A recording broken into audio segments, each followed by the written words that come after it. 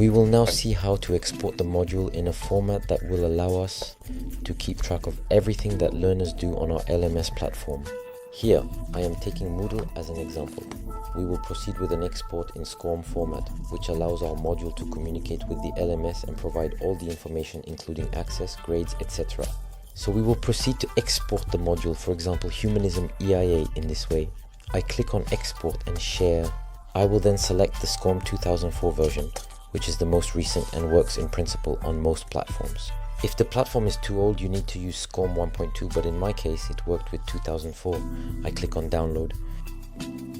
It's very quick. It's in real time. My module has been uploaded. I had just done a test before. And I find here the zip file. This is the file that I will need to directly upload to the platform without unpacking it. Here I simply save the name so I can easily find it once I'm on Moodle. Here I go to the Moodle platform. I had done an initial test here that I will delete. I am going to add a SCORM type resource, so I will call it AI and Humanism.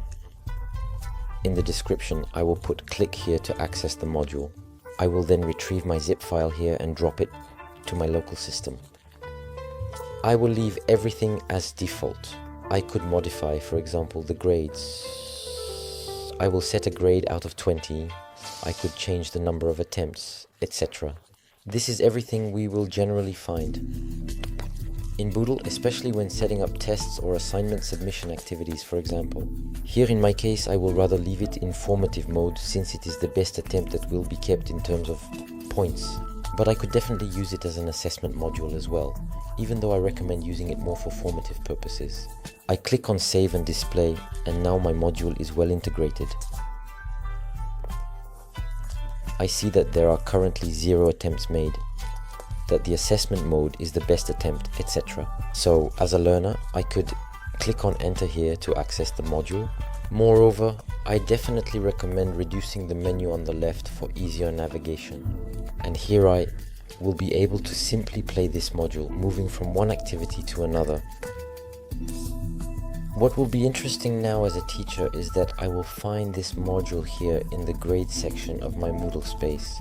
So here, I click on grades and I will find, as you can see right at the end here, AI and Humanism. In my case, there hasn't been any attempt yet, there haven't been any grades yet, so obviously it's empty. But here I could find my different grades. Moreover, here in the configuration section of the gradebook, we will also find this element here. I had specified that it was a grade out of 20. I could click on it. I could then see who started an attempt, who completed an attempt, the results, such as etc. What is interesting is that learners will also be able to pick up where they left off. This is also a very practical point regarding the notion of SCORM. So, regarding the integration of a module created by Nolej directly in SCORM on the platform, you have seen the benefit of being able to keep track of what learners are doing. The downside here is that if you update your module, you will be required to re-export your SCORM module and reintegrate it into the platform. However, this may be something that happens relatively rarely if your content is quite stable. So there you go. I find it a very interesting practice as long as the module you created on Nolej suits you and you have nothing to modify here in Moodle. We will see that in this case the H5P export will be required, and we will cover that in a future video.